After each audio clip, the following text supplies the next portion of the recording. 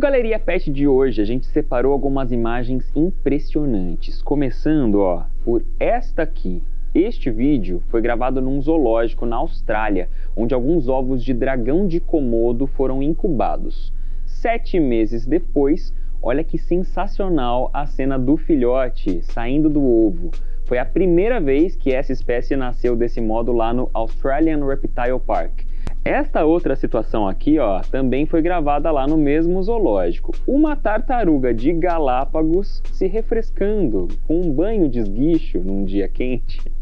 É a maior espécie de tartaruga terrestre que existe e o 10º réptil mais pesado do mundo. Os répteis são animais fantásticos, né? E eles geram muita curiosidade.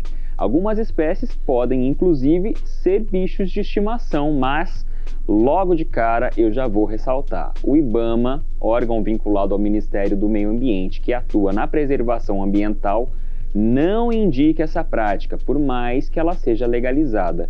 Isso porque, infelizmente, existe muita gente que se empolga em ter um bichinho desses em casa, mas não sabe cuidar direito, e isso pode acabar resultando em maus tratos. Ou então, pior ainda, pode incentivar a prática de tráfico de animais, que você sabe, todo mundo sabe, é crime. Por isso, os répteis aceitos como pets no Brasil devem ser adquiridos em lojas responsáveis, legalizadas e que ofereçam toda a documentação que ateste e comprove a origem dos animais. Eu fui conhecer uma em São José dos Campos que cumpre esses requisitos.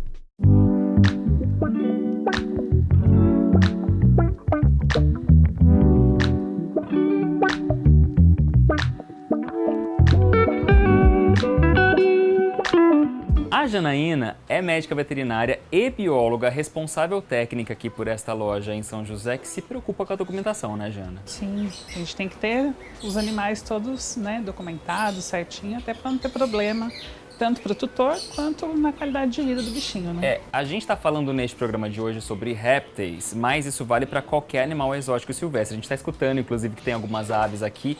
A documentação, ela é necessária, Jana, por que exatamente?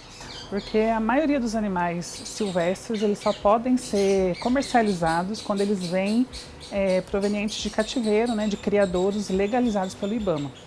Então, assim, não pode tirar um animal da natureza e ter como pet. Mesmo quando a pessoa acha na boa vontade. Quer dizer, às vezes não comprou ilegalmente, às vezes encontrou, sei lá, estava andando ali pela rua, pela roça, normalmente, né? Tem bastante em ambiente rural, achou um bichinho e levou para casa porque queria cuidar. Ainda assim, que esteja na boa vontade, está cometendo um crime. Sim, tem que procurar os órgãos ambientais, né? Polícia Ambiental, e entregar esse animal. Agora, se a pessoa quer ter um animal desses em casa legalmente, o que aquela pessoa interessada precisa avaliar e verificar se tem naquela loja antes de comprar? Toda a documentação da loja, né, se eles estão autorizados pelo IBAMA. Se não for uma loja, se for um criatório, né, se o criatório também tem tudo legalizado, tudo direitinho. Isso você consegue achar no site do IBAMA mesmo, vai lá pelo CNPJ, tudo da loja e encontra a documentação. Todos, então, os que estão legalizados no Brasil estão lá descritos no site do IBAMA? Sim, tem pelo IBAMA. Excelente. Agora, tá tudo certo, resolvi apostar ali, vou comprar. Vamos falar agora de répteis, né? O que a pessoa que vai levar um réptil para casa precisa ter em mente? A pessoa tem que se informar sobre os hábitos daquele animal, né? O que ele come, qual a temperatura ideal, o tipo de ambiente que ele tem. Então, assim, quando tá frio, tem que colocar lá uma pedrinha aquecida, uma lâmpada. Quando tá calor, colocar um lugar que tenha água para ele se refrescar. Então tem toda uma ambientação para eles, né? Você foi trazendo alguns objetos, algumas ferramentas ali para o uso diário do tutor. E isso tudo também tem que ser adquirido num lugar que trabalha com esse tipo de coisa, né? Não adianta eu querer improvisar dentro de casa. Não, até porque pode correr alguns acidentes, né? Fazer uma pedra aquecida improvisada, ela pode aquecer mais do que o necessário, queimar esse animal. Tem que ter um termômetro de preferência. E tudo isso vendido por quem entende do assunto, né? Inclusive a alimentação. Sim, a alimentação. É ração? São outros bichinhos? O que a gente tem que dar de comer para esses répteis? Eu sei que cada um tem seus hábitos, né? As serpentes comem animais vivos ou congelados, que tem que ser descongelado, manter uma temperatura para simular como se estivesse vivo. Geralmente são ratos, né, camundongos. Os geckos, por exemplo, eles comem pequenos insetos, então você tem que ter ali um fornecedor, né? Aqui na loja tem os insetos desidratados, tem vivos, então tem que ter os insetinhos. Tem também as rações, mas a gente utiliza ração viva mesmo. E é possível um tutor ter essa criação dentro de casa, a criação dos alimentos, eu digo, por exemplo, criar o rato para oferecer para a serpente, ou criar algum inseto específico, uma barata, um grilo, que seja para oferecer para o seu lagarto. É possível? É possível, mas ele tem que ter um certo conhecimento técnico para trazer esse alimento com qualidade também. Sim. Geralmente, por exemplo, um rato, a gente suplementa esse rato para ele vir suplementado para a cobra. Caso contrário? Pode ter deficiência nutricional. E aí, as consequências? Daí tem dificuldade de trocar de pele, né? Fazer a equidise, que é a troca de pele. Às vezes começa a ter emagrecimento progressivo, pode ter alguns problemas de pele, de fungos. Com que frequência eu preciso levar um réptil para uma visita no veterinário? O ideal é pelo menos uma vez por ano, para fazer um check-up, ver se está tudo bem. Se tiver algum sintoma diferente, leva antes, né? Mas para check-up, uma vez por ano, pelo menos. E nesse check-up, o que vai ser analisado? O que vai ser observado pelo A profissional? gente faz todo o exame físico, né? Ver se está tudo bem ali. Colhe um sangue, né? Para fazer um hemograma. De repente, um perfil renal, perfil hepático, para ver se está tudo funcionando direitinho. Sim. Mas, assim, o principal mesmo é um hemograma e a avaliação física, né? E quais sinais o meu réptil de estimação pode me dar para eu saber que ele não está bem? Principalmente a questão de alimentação. Não está se alimentando direito, a questão de troca de pele, que para eles é muito importante, não está trocando de pele com a frequência que deveria. A viçosidade da pele, né? Se está ali com pouco brilho, se está de repente com uns pontinhos de coloração diferente. Isso são indícios de que alguma coisa não vai bem. Uma pessoa que se preocupa com a legalização dos animais que tem em casa e que, por sinal, também é cliente aqui da loja, é o Alex. Ô Alex, a gente tá com 2 dos animaizinhos que eu sei que você tem praticamente um zoológico na tua casa. Mas vamos apresentar aqui a galera. Quem é quem aqui? Esse é o Smaug, esse é um dragão barbudo, ou Pogona, todo mundo conhece por Pogona. Pogona. Esse é um gecko e essa é a Celeste. A Celeste que ainda tá pequenininha, vai crescer Ela vai mais, crescer né? um pouquinho mais. O gecko não cresce tanto, ele só vai engordar mais a cauda. Quanto mais ele está bem de saúde, ele vai engordar um pouquinho mais a cauda. O Alex, a gente vê até pelo comportamento dos seus animais, que são animais que estão acostumados com o toque das pessoas, né?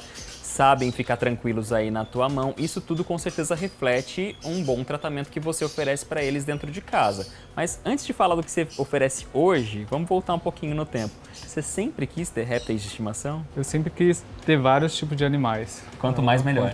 Eu nasci na roça, então eu sempre tive vários tipos de animais dentro da roça. Sim. E sempre gostei do cuidado, de entender, de estudar, saber por que ele come isso, por que o manejo é dessa forma. Sim. E eu fui buscar fora, aí eu fui querendo me especializar.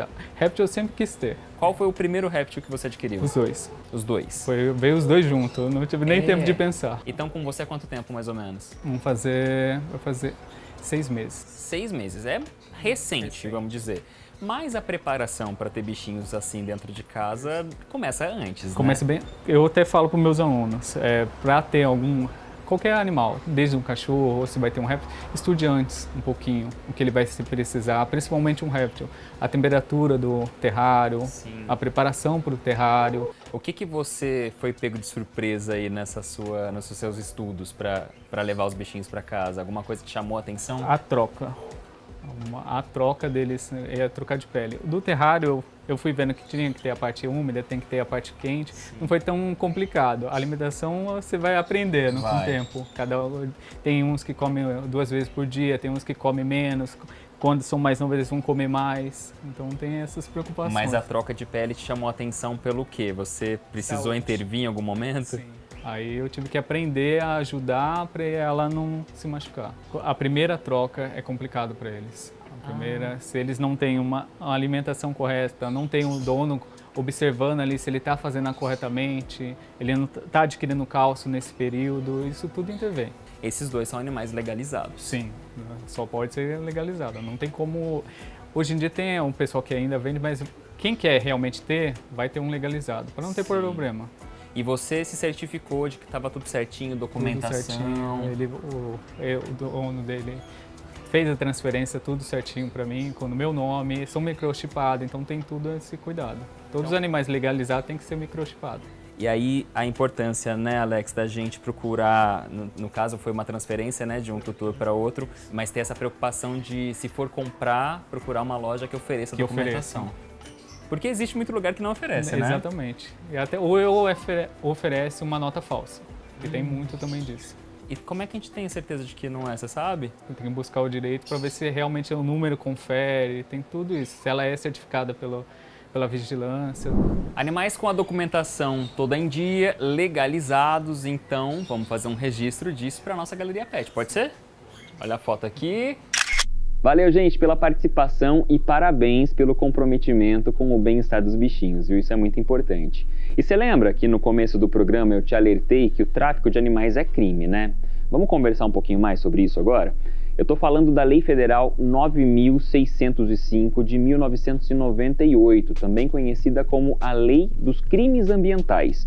Ela prevê uma série de condições e sanções penais e administrativas relacionadas a condutas e atividades lesivas ao meio ambiente. Alguns exemplos de ações que são proibidas são vender, exportar, adquirir ou guardar em cativeiro animais silvestres e exóticos, seus ovos ou larvas sem a devida autorização. Quem não cumprir a lei pode ser punido, como informa o coordenador de fiscalização de biodiversidades do IBAMA. É necessário você adquirir esses animais de criadores legalizados, criadores que estão registrados junto aos órgãos ambientais. E esses animais eles precisam ser adquiridos com certificado de origem, para garantir que eles vieram de origem legal. Eles precisam também de uma marcação específica, que pode ser uma anilha, pode ser um chip, dependendo do tipo do animal. Quem adquirir um animal de origem ilegal, essa pessoa está incorrendo num crime previsto no artigo 29 da Lei 9.605 de 98, e esse crime ele prevê uma pena de 6 meses a 1 ano de reclusão e multa. Além de responder criminalmente, essa pessoa também responde administrativamente perante o IBAMA, que pode aplicar uma multa que vai de R$ 500 por indivíduo, podendo chegar a R$ 5.000 se o animal for ameaçado de extinção. Entendeu, né? Animais silvestres e exóticos só de criadores legalizados, com toda a documentação necessária e muita responsabilidade para cuidar bem e oferecer boa qualidade de vida. Caso contrário, é crime.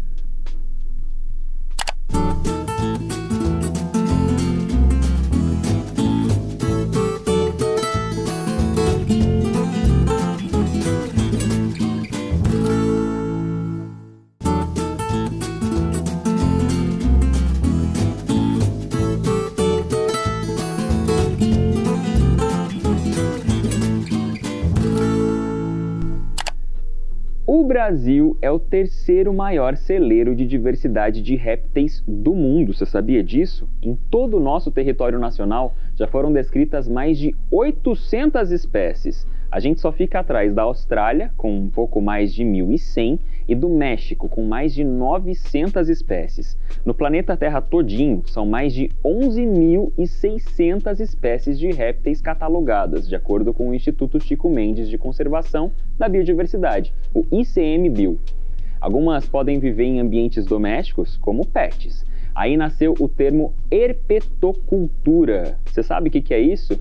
É a prática de manter répteis e ou anfíbios vivos em cativeiro, seja como hobby ou então com objetivo de criação comercial. Aqui, ó.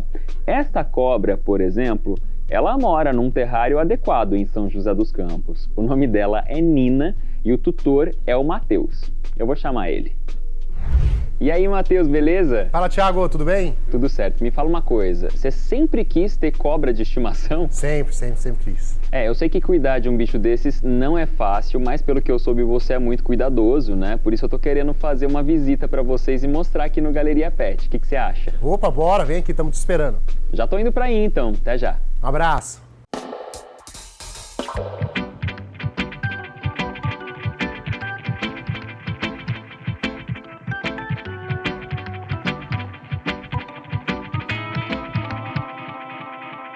A Nina tá aqui, ó, de boa, escalando meu braço, às vezes sobe, às vezes desce, porque ela tá acostumada já ao toque do ser humano e por causa de quem? Por causa do Matheus, que resolveu trazê-la pra cá. A gente, na verdade, tá no restaurante dele, que é um lugar aqui em São José que tem vários animais, inclusive alguns répteis.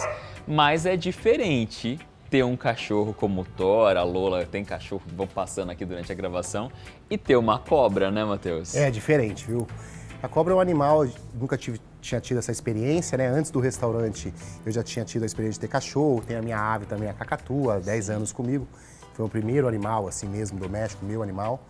E aí quando a gente comprou uma cobra, pra nós também foi uma surpresa.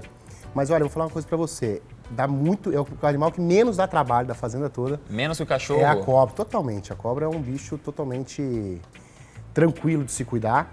É um animal que come 2 vezes por mês só, nesse tamanho. Depois que ela crescer, ela vai para 1 vez por mês só. Vamos mudar a frequência. Então, assim, fezes também dela é 1 vez a cada 15 dias. Sim. O terrário sempre mantém limpo. O que você tem que ter trocado a cobra todos os dias é a água. A água tem que estar sempre limpinha. Sempre limpinha. Todos os nossos animais, né, não só a cobra, mas todos os nossos animais que exigem ser documentados, todos têm documentação.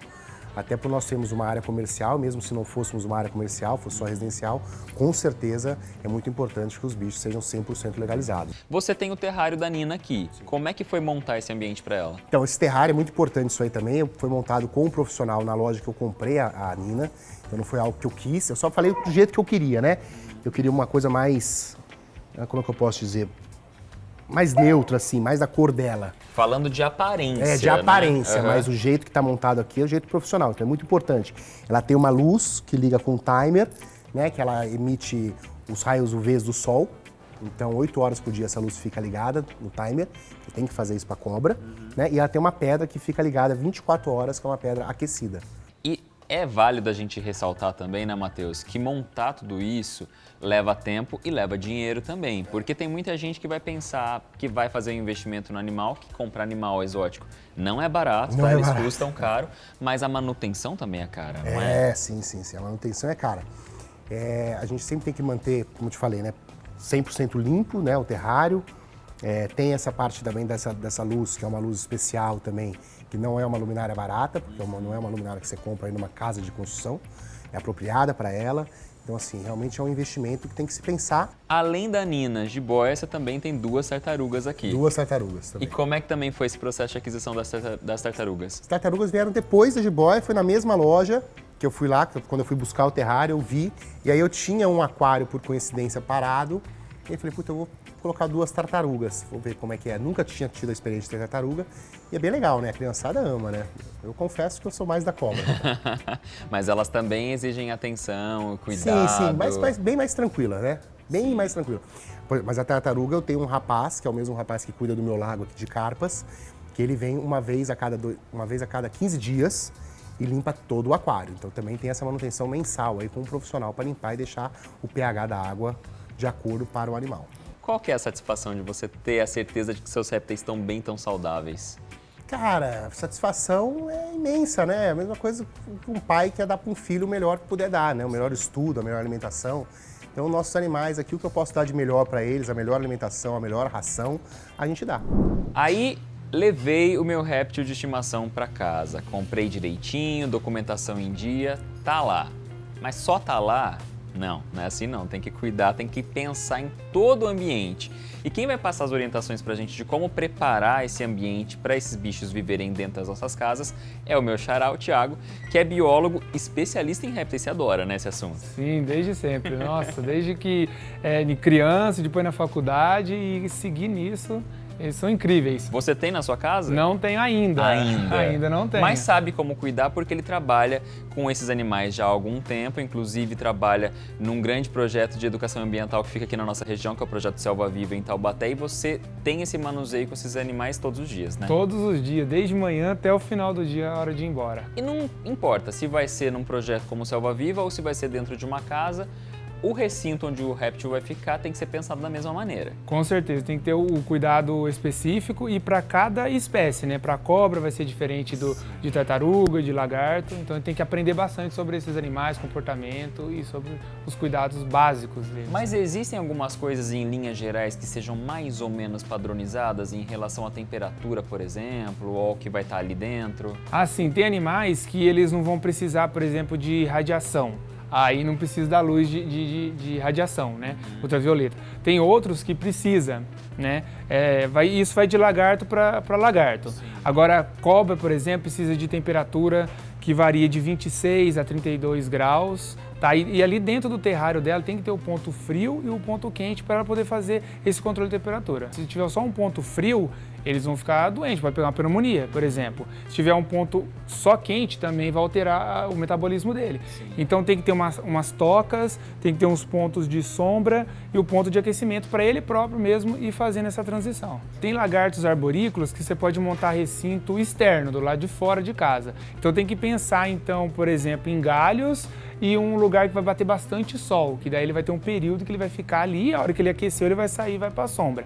No caso de répteis que vão ficar dentro de casa em terrários de vidro ou alvenaria, precisa também ter o ponto de aquecimento ou luz de cerâmica, que fica no alto, mas tem que tomar cuidado de colocar grade em volta para o animal não ter contato direto, não se queimar.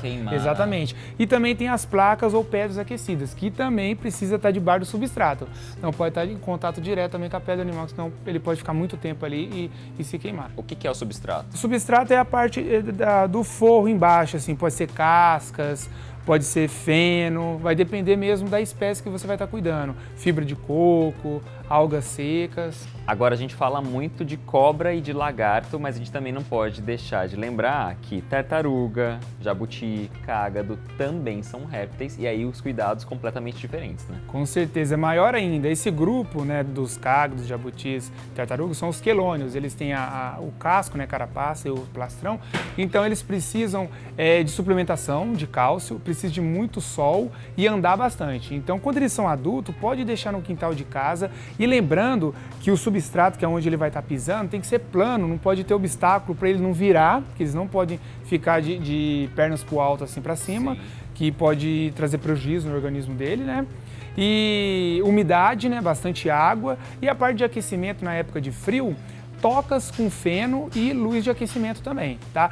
Isso falando dos adultos. Quando eles são filhotes, durante o dia pode ficar no sol também, sempre observando a parte de sombra e a parte de aquecimento, né, do sol. E durante a noite levar para dentro de casa num terrário também pequenininho, de acordo com o tamanho. E são animais que também têm cuidados com a alimentação. Sim, com certeza. A dieta deles é mais vegetais, a proteína vegetal, do que a proteína animal. Então, por exemplo, durante a semana, 7 dias da semana, 6 dias alimentar com frutas, verduras, flores e um dia da semana alimentar com proteína animal, que pode ser animaizinhos mesmo, roedores, aves e ração. Antes de tudo, né, eu sempre costumo falar que aprender bastante sobre as espécies para você conseguir dar o bem-estar para o animal, né? Os jabutis são terrestres, os cágados, que são tigre d'água, eles são semi-aquáticos, então eles ficam na água e ficam fora da água. Né? Quando eles são pequenininhos é um recinto menor, mas conforme eles vão crescendo tem que colocar num recinto maior até um lago mesmo, se a pessoa tiver um lago. Sim, e aí cuidado com essa água também. Com certeza, fazer ali a medição de pH, fazer a troca, né, da água, a oxigenação, parte de iluminação, tem que pensar em tudo isso antes de adquirir o animalzinho. Você falou então da alimentação dos quelônios agora há pouco, vamos voltar para a alimentação, mas agora de cobras e lagartos. Ah, legal. Também é diferenciado, não é uma coisa de todo dia e nem tudo igual para todas as espécies. Não, ó. As cobras menores, quando elas são filhotes, elas se alimentam toda semana. Depois ela cresce mais um pouquinho, 2 vezes ao mês. E depois, quando elas são maiores, adultas, grandes, 1 vez ao mês. Sim. Certo? Agora, os lagartos vai depender muito da espécie. Por exemplo, a gente falando de uma iguana, a iguana come todos os dias. Sim. Né? Frutas, verduras, ração também.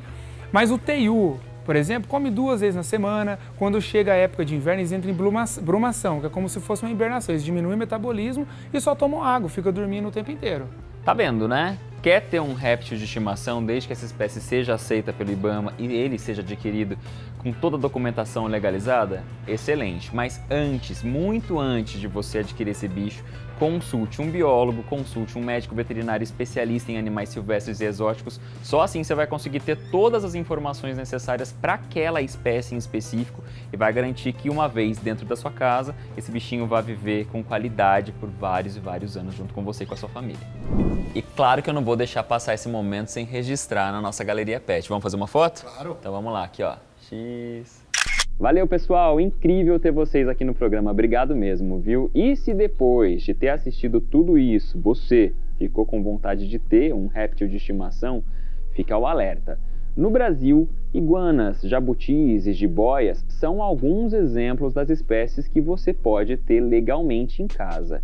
Para vender um réptil de maneira legal, a loja tem que fornecer ao comprador nota fiscal que fale sobre o animal adquirido e contenha algumas especificações técnicas. Além disso, o bicho deve ter obrigatoriamente um microchip de identificação. Só assim dá para comprovar que um réptil nasceu num cativeiro legalizado pelo IBAMA, que acompanha diretamente esse assunto. Mas atenção, hein? Desde 2002, existe uma normativa que impede a autorização para a abertura de novos estabelecimentos para a criação comercial de répteis, de anfíbios e de invertebrados, com o objetivo de produção de animais de estimação para venda no mercado interno. Ou seja, se você está na dúvida se esse lugar onde você vai comprar segue as leis ou não, melhor não comprar, né? Assim você não corre o risco de fomentar o tráfico de animais e nem de se envolver numa situação criminosa. Responsabilidade com os animais sempre, minha gente. Isso é o mais importante. Até o próximo Galeria Pet. Tchau!